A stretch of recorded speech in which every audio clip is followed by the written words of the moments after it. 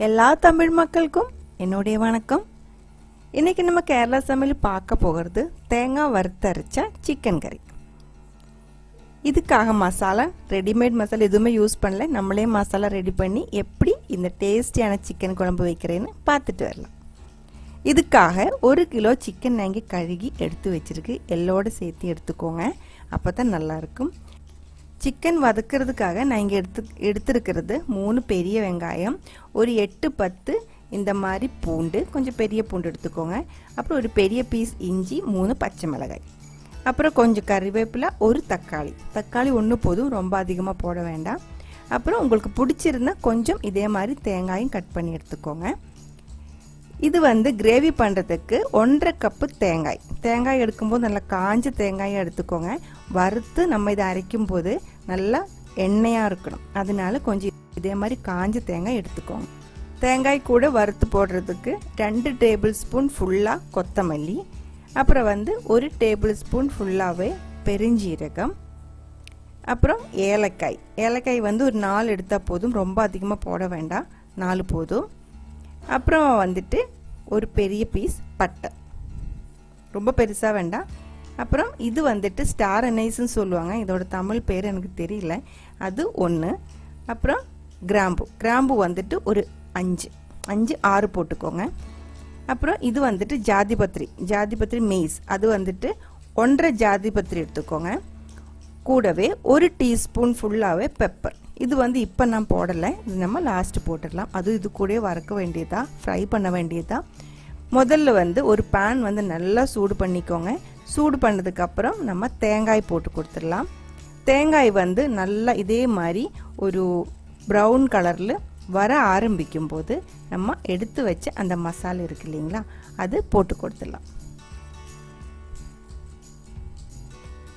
இது கூட நான் மிளகா போடலை, நீங்கள் மிளகு போடுற அப்படின்னா ஒரு 4-5 மிளகு உங்களுக்கு காரத்துக்கு தகுந்த மாதிரி நீங்கள் ஃப்ரை பண்ணும்போது இப்போ போட்டுக்கோங்க. இப்போ பாருங்கள், நம்ம மசாலா தேங்காய் எல்லாமே நல்லா ப்ரௌன் கலராக வந்துட்டுருக்கு. இப்போ நான் கொஞ்சம் கருவேப்பிலை போட்டு கொடுக்குறேன். கருவேப்பிலை ஓரளவுக்கு ஃப்ரை ஆனதுக்கப்புறம் கடைசியாக தான் நம்ம எடுத்து மாற்றி வச்ச அந்த 1 டீஸ்பூன் பெப்பர் முதல்ல போட ரொம்ப ஃப்ரை ஆகி போயிடும், அதோட அந்த பெப்பரோட ஸ்மெல்லு போயிடும், அதனால தான் இப்போ நான் கடைசியாக போட்டு கொடுத்தேன். இப்போ நம்ம தேங்காய் நல்லா ஃப்ரையாக இருக்குது. 1/2 டீஸ்பூன் மஞ்சத்தூளும் போட்டு கொடுத்துருக்கு. ஸ்டவ் ஆஃப் பண்ணிக்கோங்க. ஆஃப் பண்ணதுக்கப்புறம் 2 டீஸ்பூன் மிளகாய்த்தூள் ஸ்டவ் ஆஃப் பண்ணதுக்கப்புறம் போட்டுக்கோங்க. நம்ம தேங்காய் நல்ல சூடாக தான் இருக்குது, அந்த சூடே போதும் இந்த மிளகாய்த்தூள் ஃப்ரை ஆகிறதுக்கு. இப்போ பாருங்கள், நம்ம தேங்காய் நல்லா டார்க் ப்ரௌன் கலரில் எல்லா மசாலையோடு சேர்த்து நல்லா ஃப்ரை ஆயிடுச்சு. இனி என்ன பண்ணோன்னா இது ஆற விடணும். நல்லா ஆறினதுக்கப்புறம் நம்ம இது மிக்சியில் போட்டு நல்லா அரைச்சி எடுத்துக்கலாம். ஆறட்டும்.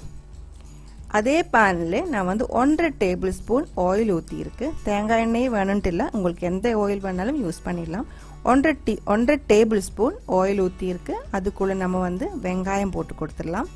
வெங்காயம் டிரான்ஸ்பரண்ட் ஆகிற வரைக்கும் நல்லா வதக்கி எடுக்கணும். அதுக்கு முன்னாடி இப்போ ஒரு 1 டீஸ்பூன் உப்பு போட்டு கொடுத்துடலாம். உப்பு போட்டால் வெங்காயம் சீக்கிரம் வதக்கி எடுத்துக்கலாம்.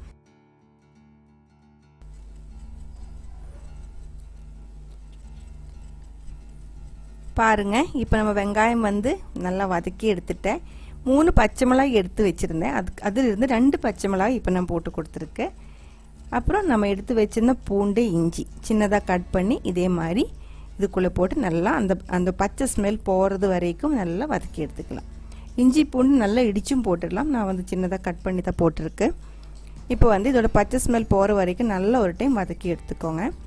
அதுக்கப்புறம் நம்ம எடுத்து வச்சுருந்த அந்த ஒரு தக்காளி ஒரு மீடியம் சைஸ் தக்காளி எடுத்துக்கோங்க. 1 போட்டால் போதும், ரொம்ப அதிகமாக போட்டுருச்சுன்னா நம்ம சிக்கன் குழம்புக்கு டேஸ்ட் இல்லாமல் போயிடும். இப்போ இது மூடி வச்சுட்டு அந்த தக்காளி வேகிற வரைக்கும் நம்ம வெயிட் பண்ணிடலாம். இப்போ பாருங்கள், அதுக்குள்ளே நம்ம ஃப்ரை பண்ணி வச்ச அந்த தேங்காய் நல்லா ஆறிடுச்சு. இது மிக்சிக்குள்ளே போட்டு நல்லா அரைச்சி எடுத்துக்கலாம். சின்ன ஜாரில் போட்டனால அதுக்குள்ளே ஃபுல்லாக பத்தலை, நான் பாதி போட்டு இதே மாதிரி ஒரு சுற்றி எடுத்து அதுக்கப்புறம் இடம் கிடச்சிச்சு. இப்போ ஃபுல்லாக போடுறதுக்கு மிச்சம் போட்டு ஒன்றா அரைச்சி எடுத்துக்கலாம். இது அரைக்கும் போது தண்ணி ஊற்றக்கூடாது, அதுதான் மெயினாக சொல்லணும். தண்ணி ஊற்றாம தான் அரைக்கணும். இப்போ நம்ம அரைச்சிட்டே இருக்கும்போது இதுக்குள்ளே இருந்து ஆயில் வர ஆரம்பிச்சிடும். பாருங்கள், தேங்காய் எண்ணெய் அந்த தேங்காய் இருந்து பிரிஞ்சு வந்துட்டு இருக்கு. ஒரு 10 செகண்ட் விட்டு விட்டு நல்லா அரைச்சிக்கோங்க. சின்ன ஜாரா இருந்தா தான் சீக்கிரமா இதே மாதிரி ஆயில்ல அரைச்சிருக்க முடியும். பெரிய ஜாருக்குள்ள கொஞ்சமா குவாண்டிட்டி போட்டு அரைச்சிருச்சுனா இந்த மாதிரி வராது. அது பார்த்து பண்ணிக்கோங்க. இப்போ வந்து நம்ம ஆயில்ல இந்த கிரேவி இப்போ பாருங்க ரெடியா இருக்கு. நம்ம தண்ணி ஊற்றி இதை அரைச்சிருச்சு அப்படின்னா இந்த கிரேவியோட கலர் இந்த மாதிரி இருக்காது. அது வந்து ஒரு ஆரஞ்சு கலர் மாதிரி ஆகி போயிடும். அதனால இந்த மாதிரி பண்ணிருச்சு அப்படின்னா அதனால தான் நான் சொன்னேன் கொஞ்சம் காஞ்ச தேங்காவே எடுத்துக்கோங்க. பச்சை தேங்காய் எடுத்துருச்சுன்னா இந்த மாதிரி ஆயில் கிடைக்காது. நம்ம அதை அரைச்சிருக்கிறதுக்குள்ள பாருங்க நம்ம தக்காளி வந்து நல்லா வெந்திருக்கு. வெங்காயத்தோடு சேர்ந்து எல்லாமே நல்லா வெந்து மசாலா ஸ்மெல் வர ஆரம்பிச்சிருக்கு. இப்போ வந்து நம்ம சிக்கன் போட்டு கொடுத்துடலாம்.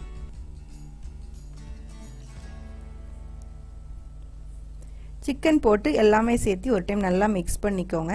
கொஞ்சமாக உப்பு இப்போ போட்டு கொடுத்துடலாம். கொஞ்சமாக மஞ்சத்தூளும் போட்டு கொடுத்துடலாம். நம்ம வந்து தேங்காய் ஃப்ரை பண்ணும்போது கொஞ்சம் மஞ்சத்தூள் போட்டு கொடுத்துருக்கு. அதனால் இங்கே வந்து கொஞ்சம் போட்டால் போதும். எப்போவுமே சிக்கன் நம்ம வேக வைக்கும்போது கொஞ்சம் மஞ்சத்தூள் போட்டு வேக வைக்கிறது தான் நல்லாயிருக்கும். இதுக்குள்ளே இப்போ வந்து நான் தண்ணி எதுவுமே ஊற்றலை. இந்த சிக்கனுக்குள்ளே இருக்கிற தண்ணியில் அது வந்து கொஞ்சம் வேகட்டும். அது வரைக்கும் நம்ம மூடி வச்சுக்கலாம். மூடி வச்சு இந்த சிக்கன் வந்து ஒரு டைம் நல்லா கொதிச்சதுக்கப்புறம் நம்ம இதே மாதிரி ஒரு டைம் நல்லா மிக்ஸ் பண்ணி விட்டுக்கோங்க. மிக்ஸ் பண்ணி விட்டதுக்கப்புறம் மறுபடியும் மூடி வச்சுட்டு இந்த சிக்கன் வந்து பாதி வேகணும். பாதி வெந்ததுக்கப்புறம் தான் நம்ம அரைச்சி வச்சு அந்த மசாலா ஊற்றணும். அது வரைக்கும் வெயிட் பண்ணிடலாம். இப்போ பாருங்கள் சிக்கன் வந்து ஃபுல்லாக வேகலை, பாதி வெந்திருக்கு. இப்போ வந்து நம்ம அரைச்சி வச்ச அந்த தேங்காயோட கிரேவி அது வந்து ஊற்றிடலாம். சிக்கன் மசாலா எக்ஸ்ட்ரா போட வேண்டிய அவசியமே இல்லை. எல்லாமே நம்ம இதுக்குள்ளே ஆட் பண்ணியிருக்கு. எல்லாமே இது கூட சேர்த்து கிரைண்ட் பண்ணி இதே மாதிரி எடுத்தது தான் இது. அது ஊற்றுனதுக்கப்புறம் ஒரு டைம் மிக்ஸ் பண்ணிக்கோங்க. மிக்ஸ் பண்ணதுக்கப்புறம் அதே மிக்சிக்குள்ளே உங்களுக்கு தேவையான அளவுக்கு தண்ணி ஊற்றி நல்லா கலந்து விட்டதுக்கப்புறம் அந்த தண்ணியும் இதுக்குள்ளே ஊற்றிடலாம். உங்களுக்கு எவ்வளோ தண்ணி வேணுமோ அது நீங்கள் பார்த்து பண்ணிக்கோங்க. ரொம்ப திக்காக வேணும் அப்படின்னா நீங்கள் தண்ணி வந்து கம்மியாக ஊற்றிக்கோங்க.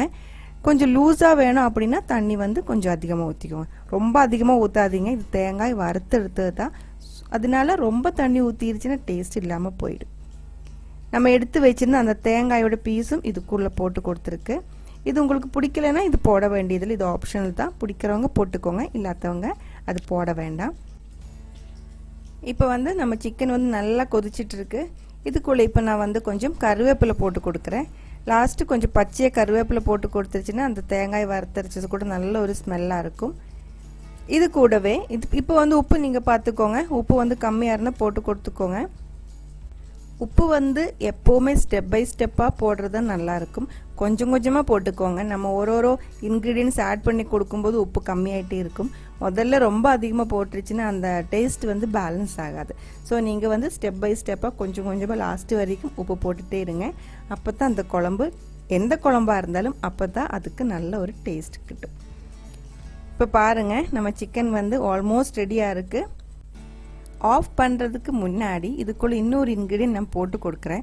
அது என்னென்னா முதல்ல நம்ம வந்து 3 பச்சை மிளகாய் எடுத்து வச்சுருந்தேன். அதில் வந்து 2 தான் நான் போட்டு கொடுத்துருந்தேன். மிச்சம் இருக்கிற ஒன்று இப்போ பச்சையாக இதுக்குள்ளே போட்டு கொடுக்குறேன். இது போட்டதுக்கப்புறம் இப்போ ஸ்டவ் ஆஃப் பண்ணிவிட்டேன். இதோட டேஸ்ட்டு வந்து உங்களுக்கு செப்ரேட்டாகவே தெரியும். அவ்வளோதான், நம்ம வறுத்தரைச்ச சிக்கன் குழம்பு வந்து ரெடியாக இருக்குது.